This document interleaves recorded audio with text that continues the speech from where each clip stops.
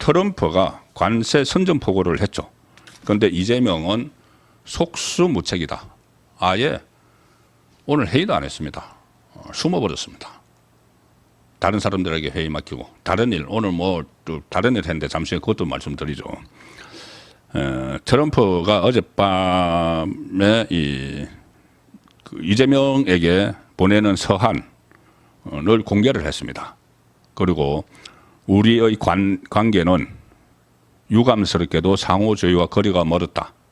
8월 1일부터 모든 한국산 제품에 25%의 관세를 부과할 것이며 이 관세는 모든 품목별 관세와 별도다.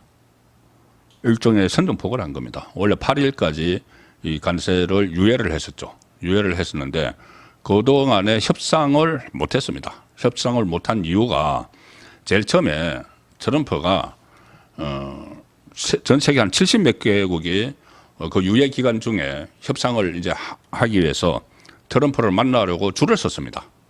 그래서 해외 정상들을 만나서 줄을 서서 어떻게 하든 관세를 1%라도 좀 깎고 자국 그 산업을 보호하기 위해서 그런 노력들을 했죠. 그런데 그때 트럼프가 한국 그리고 일본, 영국, 호주, 인도 이 나라들에 대해서는 우선 협상 대상국으로 지정을 했습니다. 왜? 동맹 관계에 있는 나라들이니까는. 그렇게 지정을 해서 그때 당시 최상목 그때 윤석열 당시 대통령은 직무 정지가 되어 있었고 최상목 또는 직무 정지가 되고 또 나중에는 탄핵이 됐죠. 그 상황에서 최상목 경제부총리와 안덕건 산업통상자원부 장관이 미국 가서 협상을 하려고 했습니다.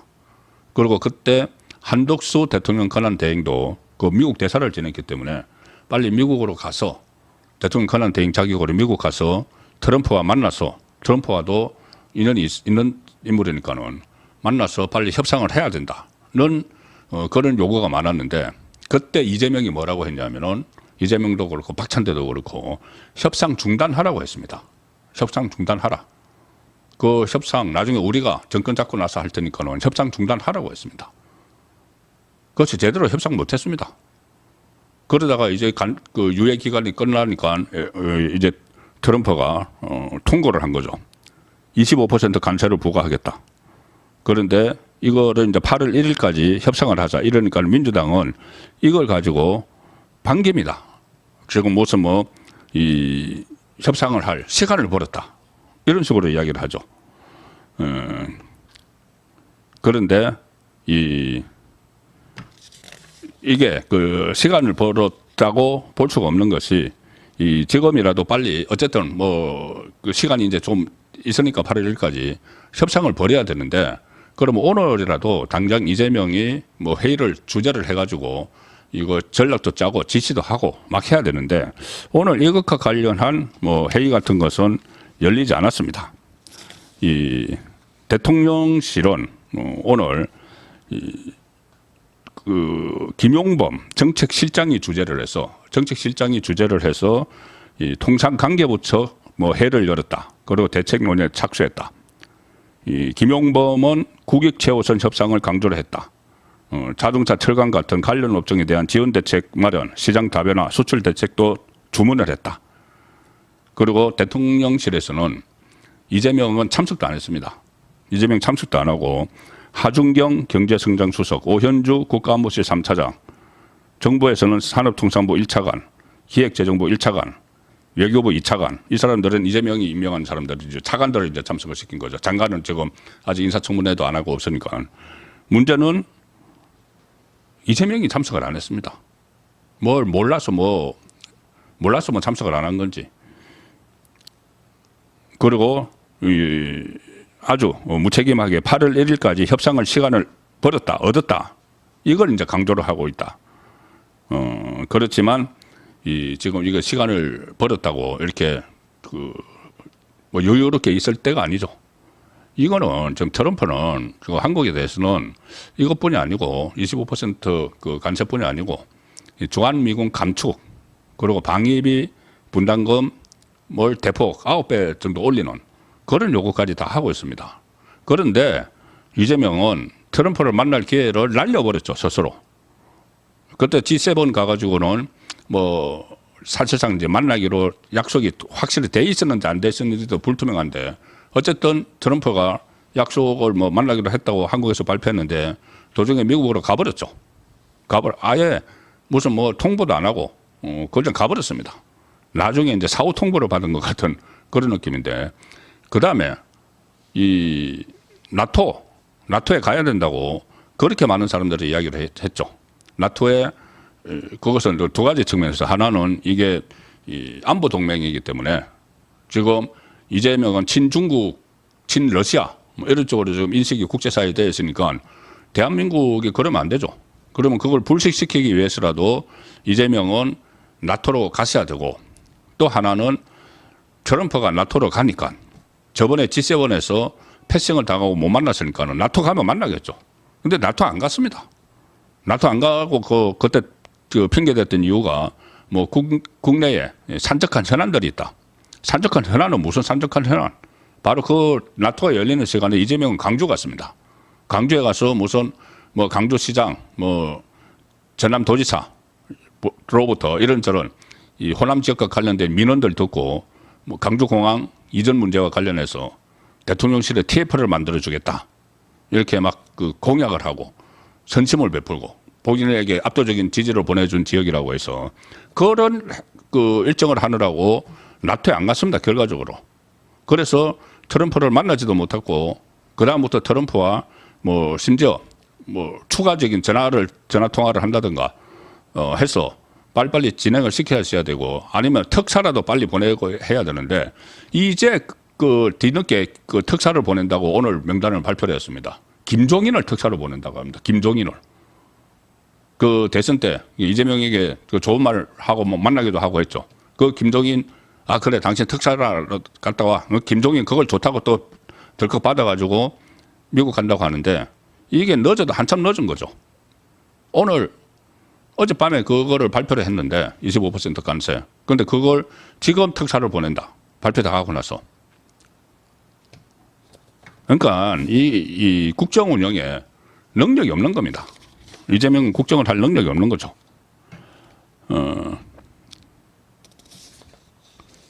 자, 그리고 국정 운영에 능력이 없으면서 정치만 계속 한다. 이런 말씀을 들었는데 가령 예를 들어서 지금 장관 후보자들을 줄줄이 이렇게 지명을 했는데 비리 의혹 투성입니다. 비리 의혹 투성이. 이것도 국정 운영 능력이 없는 거죠. 아무리 짧은 기간이지만은 기존에 있던 뭐 검증 시스템을 활용을 하든지 해서 이 검증을 제대로 하고 사람들을 지명을 해야 되는데 막무가내로 그냥 그 국민을 우습게 하는 거죠. 인사청문회 이번에 김민석을 할 때 보면은 딱 패턴이 하나 있습니다. 김민석이 여러 가지 의혹들이 쏟아졌는데 이재명이 뭐라고 그러냐면은 김민석이 인사청문회에서 다 설명을 하겠다고 했다. 이렇게 지침을 줍니다. 그러니까는 김민석이 그다음부터 막 쏟아지는 질문에 대해서 인사청문회에서 설명을 하겠다고 이렇게 다 넘어갑니다. 그런데 막상 인사청문회 가서는 동문서답을 하고 앞뒤 안 맞는 이야기하고 무슨 배추 이야기하고 그런 것만 나왔죠. 그래도 어쨌든 이틀을 버텨서 인준 과정을 거쳐서 임명을 해버렸습니다. 그러니까 지금 논란이 되고 있는 이 장관 후보자들도 똑같이 이야기합니다. 인사청문회 가서 다 이야기할 거야. 막 의혹이 쏟아지는데 인사청문회에서 이야기할 거야. 김민석이 했던 그대로고 그것은 이재명이 지침을 준 그대로죠. 그러면은 이재명은 이제 김민석은 이틀 그 인사청문회 버텼는데 이 장관들은 하루만 버티면 전부 다 이제 임명장 쫙 줍니다. 그러니까 쏟아지는 이 의혹에도 불구하고 지금 전부 다 청문회 가서 이야기할 거야. 이러면서 버티고 있는 거죠. 오늘 동아일보가 국회에 제출된 그 장관급 후보자 16명의 인사청문 요청안 그리고 야당 의원실에서 배포한 보도자료를 분석을 해보니까 16명 중에서 7명이 거의 절반 가까운 7명이 이해충돌 의혹을 받고 있다. 장관 후보자들이. 그리고 16명 중에서 4명이 농지법 위반 의혹을 받고 있다. 그런데도 검증 요구에 응하지 않고 청문회에서 말하겠다. 그때 하루 버티면 된다는 이야기죠. 이런 사람들이 나중에 이제 포진을 해서 국정 운영을 하겠다는 겁니다. 그러니까 이게 과연 이 나라가 제대로 돌아가겠느냐. 이해충돌 7명인데 가령 대표적인 인물이 정은경이죠. 정은경. 질병관리청장으로 있으면서 코로나 방역을 지휘를 하고 그때 매일 이 브리핑을 하면서 뭐 마스크가 뭐 얼마가 확보가 됐고 마스크가 부족하고 여러 가지 뭐 그런 브리핑을 했는데 그 남편은 딱 그 시점에 코로나19 관련주에 투자를 했다. 주식을 투자를 했다. 마스크 같은 것들. 그러면은 이 부부니까 밤에 저녁을 먹으면서나 이렇게 내일 이런 정책이 발표할 때다. 그러면 이제 남편은 그래? 그러면 잠깐 발표하기 전에 내 먼저 주식을 사야지. 이런 일이 벌어지지 않았다고 어떻게 봅니까?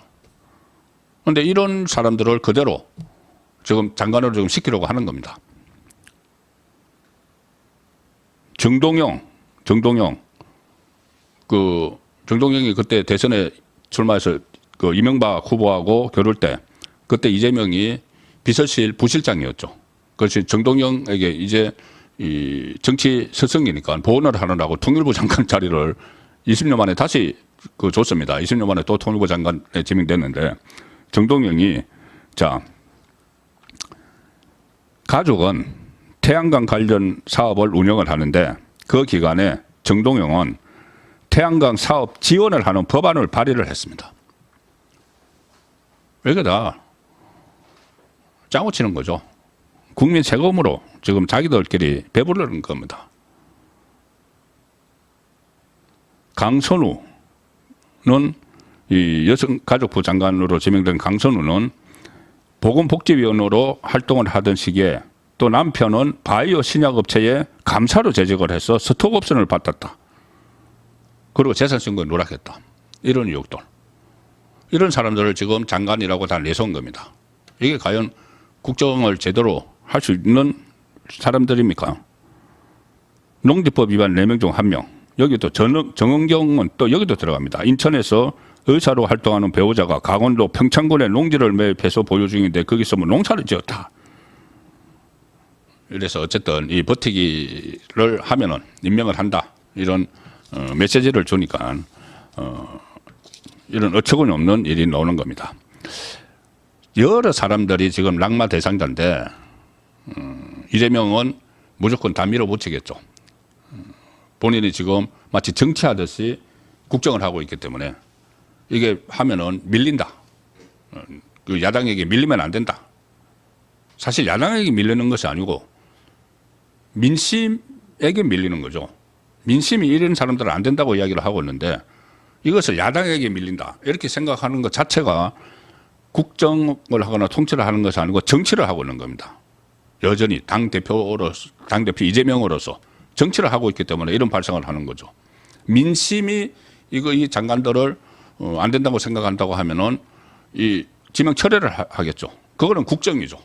국정인데 마치 이 야당에게 밀려서 임명을 못하면은 이 자기가 뭐가 이 초반부터 힘이 떨어지는 것처럼 느끼니까 이거는 정치인 이재명에서 벗어나지 못하고 있다는 겁니다.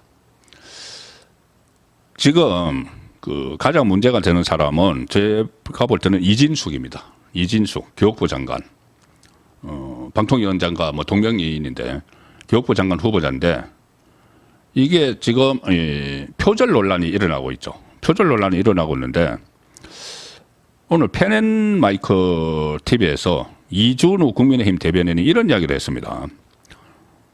공교롭던데 이준숙 후보자가 표절을 한 번도 아니고 10번도 넘게 했다. 그래서 10번 넘게 하고 그 지금 논란이 되고 있죠.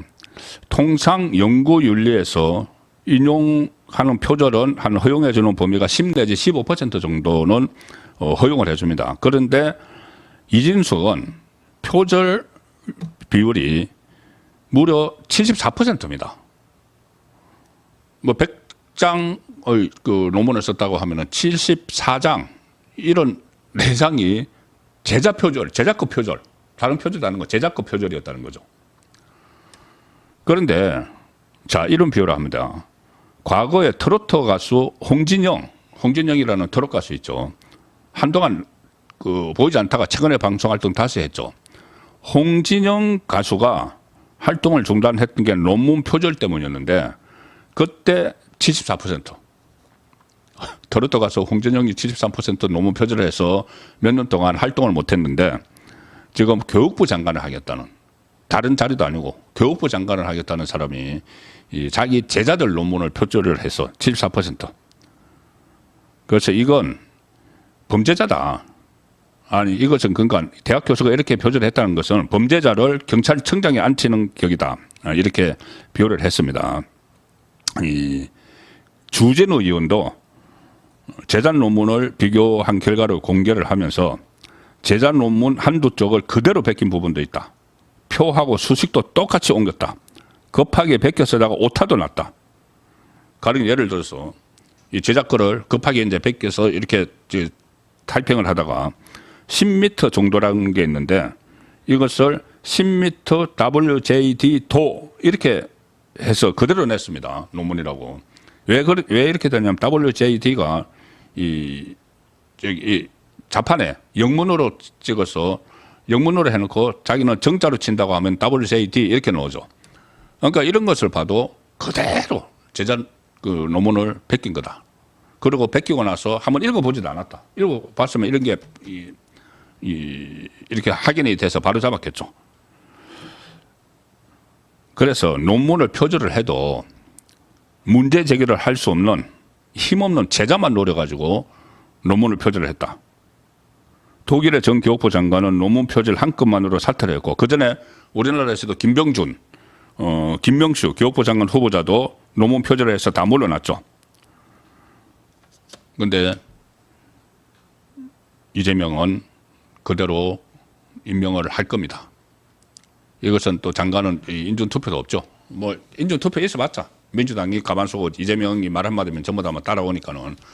그런데 어쨌든 임명을 할 겁니다. 왜냐하면은 지금 국정 운영을 하는 게 아니고 이재명은 정치를 하기 때문에 그런 겁니다. 정치만 생각을 하기 때문에 자기 지지층이 확고한 지지층을 막 끌고 가야지 자기 재판도 계속 연기가 된다는 이런 생각을 하는 것이죠.